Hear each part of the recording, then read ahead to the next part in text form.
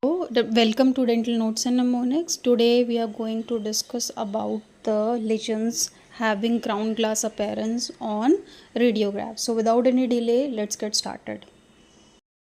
Ground glass lesions in the oral cavity typically appears as cloudy or frosted areas in the radiographs, resembling the texture of a ground glass. This texture shows up when there is increase in the tiny woven bone structure that reduces the radiographic clarity. Ground glass opacities usually result from the abnormal balance between the bone formation and bone resorption. Let's talk about the general radiographic features of ground glass lesions. Ground glass lesions, as we have already discussed, that these are hazy frosted glass like radiopacity on imaging, typically without any clear boundaries. They often blend into the surrounding bone with a homogeneous or grainy texture. These lesions are commonly found in the maxilla, but they can also occur in mandible and can vary in size and shape. They tend to grow slowly, indicating a benign nature. Commonly associated conditions include fibrous dysplasia, hyperparathyroidism, Paget's disease, or osteoporosis. We are going to study them in detail later on. The radiographic features of ground glass lesions, such as indistinct margins and a diffuse texture, help them differentiate them from more aggressive bone lesions. Classification of ground glass lesions can be done on the basis that whether the lesions are benign or malignant. On the basis of etiology, ground glass appearance may be visible in fibroosseous lesions, defect in the mineralization patterns, metabolic bone diseases, or infection or chronic inflammation. We may also categorize these lesions on the basis of their origin, whether they are odontogenic and non-odontogenic. Ossifying fibroma is a benign mesenchymal odontogenic tumor characterized by dense fibrocellular tissues with varying amount of irregular bony trabecular or cementum-like material. It primarily affects the posterior mandible and originates from the periodontal ligament.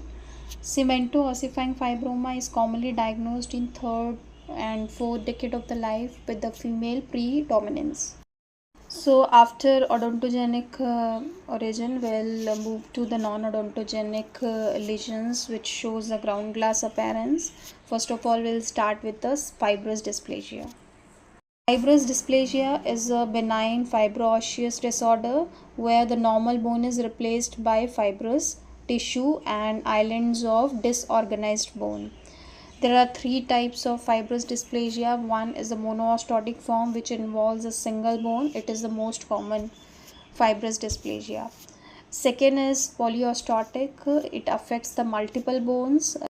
Polyostotic form of fibrous dysplasia, when associated with endocrine disorders, it is called as McCune-Albright syndrome, which includes capillate spots and endocrinopathologies like precocious puberty, hyperthyroidism, or acromegaly.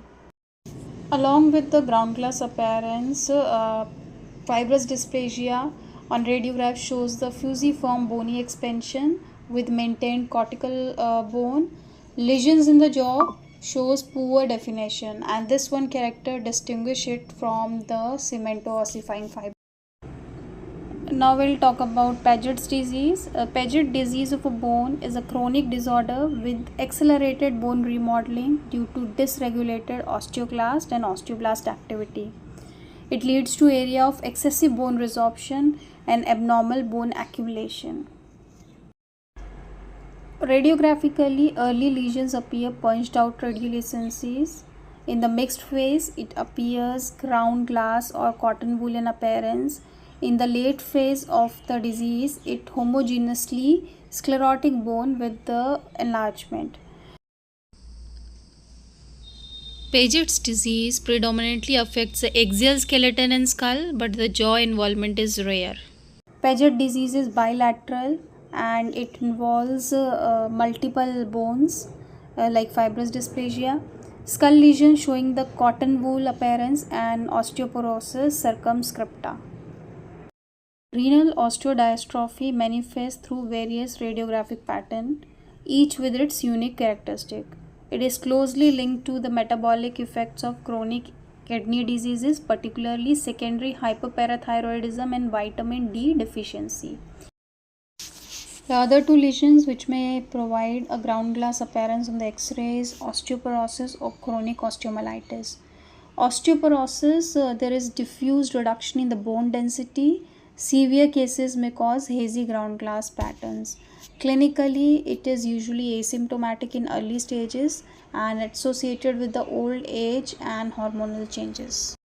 Chronic osteomyelitis shows a mixed radiolucent and radiopaque pattern, often with periosteal reactions and irregular borders. Clinically, they appear to be painful with possible swelling and infection signs, and it is often localized. Last lesion we'll talk about in section is ossifying fibroma. Radiographically, it is a mixed radiopaque, and the radiolucent lesion may have more defined or encapsulated border.